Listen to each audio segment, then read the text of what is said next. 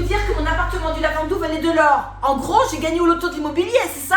Assieds-toi. On peut dire ça, oui. Avec la demande locative au Lavandou, un bien peut effectivement prendre de la valeur en quelques années. Mais attention, il ne suffit pas de revendre. La plus-value immobilière, c'est un peu plus technique que ça. Ouh là là, quand tu parles comme ça, on dirait mon prof d'histoire, hein. Dis-moi combien je gagne et on passe à la caisse, hein. Calme-toi, Gisèle. La plus-value, c'est la différence entre ce que tu as payé pour ton bien et le prix auquel tu le revends. Mais pour les résidences secondaires, l'État prend sa part. C'est pour ça qu'il faut attendre 22 ans pour être totalement exonéré d'impôts sur la plus-value. Attends, 22 ans?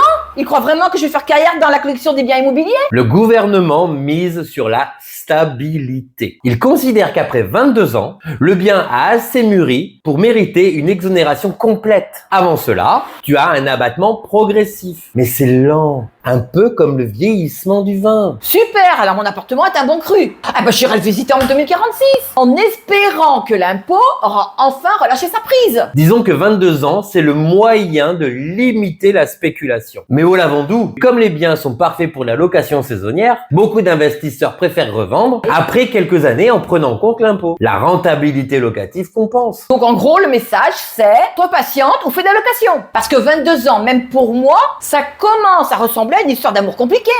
Ok, donc on a les 22 ans pour être exonéré. Mais tu dis que même si je vends avant, je peux grignoter un peu sur l'impôt, c'est ça? Exactement. Chaque année de détention, tu bénéficies d'un abattement progressif. En gros, plus tu conserves le bien, moins tu payes d'impôts. Mais ça ne devient vraiment intéressant qu'après 6 ans. Oh, 6 ans, c'est presque raisonnable. C'est un peu comme une histoire d'amour. Faut attendre que ça devienne sérieux. On peut le voir comme ça. En attendant, tu loues ton bien, tu optimises la rentabilité et tu capitalises sur sa valeur. C'est la stratégie idéale au Lavandou, où la demande locative saisonnière est forte. Donc, je le bichonne, je le rends instagrammable et je fais patienter les futurs acheteurs. Pas bête, ça me fait presque.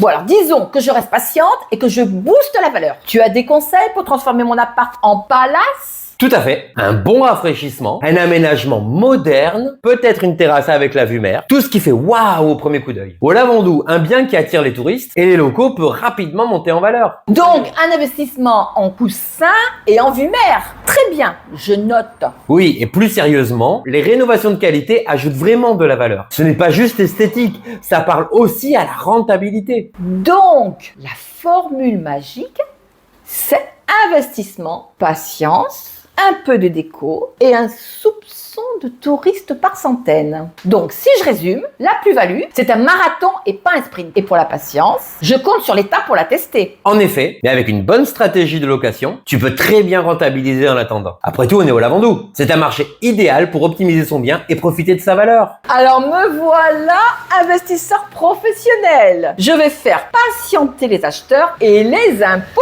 Mais je vais mettre mes locations aux petits oignons. Merci coach. Avec plaisir. Et surtout, prends soin de ta pépite immobilière. Au Lavandou, c'est plus qu'un investissement. C'est une affaire d'art. Si tu as besoin de conseils, Gisèle, n'hésite pas. C'est toujours un réel plaisir de te recevoir.